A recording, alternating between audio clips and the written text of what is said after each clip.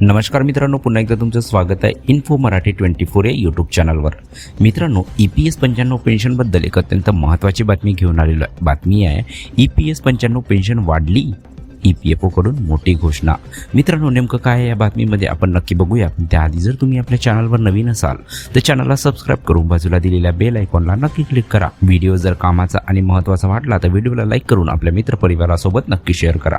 आणि हो मित्रांनो, व्हिडिओला शेवटपर्यंत नक्की बघा, जेणेकरून तुमच्याकडून कोणतीही माहिती सुटणार नाही.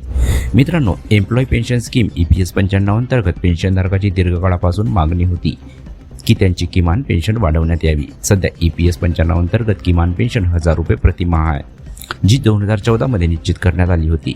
वाढती महागाई आणि वैद्यकीय खर्च लक्षात घेता ही रक्कम अपुरी मानली जात आहे.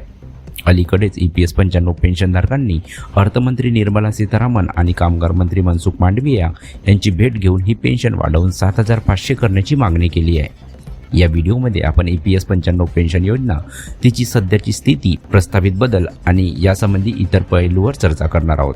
मित्रांनो, EPS 95 योजना ही एम्प्लॉईज प्रोव्हिडंट फंड ऑर्गनायझेशनद्वारे चालवली जाणारी एक सामाजिक सुरक्षा योजना आहे.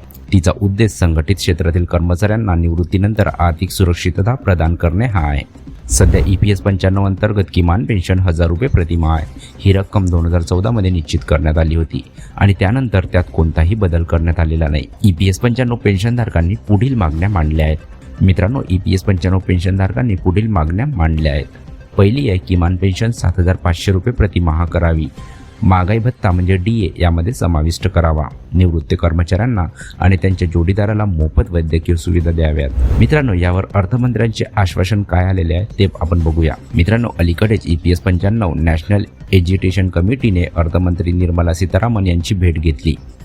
अर्थमंत्र्यांनी या मागण्यावर सकारात्मक विचार केला जाईल असे आश्वासन दिले आहे. मित्रांनो, कामगार मंत्र्याचे विधान यावर काय आहे याबद्दल आपण बघूया. कामगार मंत्री मनसुख मांडविया यांनी देखील EPS 95 पेन्शनधारकांच्या मागण्यावर लवकरच निर्णय घेतला जाईल असे सांगितले आहे. मित्रांनो, या योजनेचा सर्वसामान्य लाभ काय मिळणार याबद्दल आपण बघूया. यामध्ये आहे, पहिला, आर्थिक सुरक्षितता. वाढलेल्या पेन्शनमुळे निवृत्तीनंतरचे जीवन आर्थिक सोयीस्कर होईल. दुसरा आहे, महागाईपासून संरक्षण. मित्रांनो, महागाई भत्ता म्हणजे DA समाविष्ट केल्याने वाढत्या किमतीचा परिणाम कमी होईल. तिसरा आहे, वैद्यकीय सुविधा.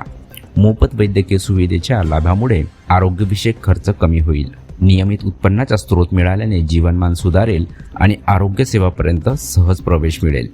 तर मित्रांनो, कशी वाटली ही कामाची आणि महत्त्वाची बातमी? जर बातमी कामाची आणि महत्त्वाची वाटली असेल तर व्हिडिओला लाईक करून आपल्या मित्रपरिवारासोबत नक्की शेअर करा. तसेच जर तुम्ही आपल्या चॅनलवर नवीन असाल तर चॅनलला सबस्क्राईब करून बाजूला दिलेल्या बेल आयकॉनला नक्की क्लिक करा. व्हिडिओ बघितल्याबद्दल खूप खूप धन्यवाद.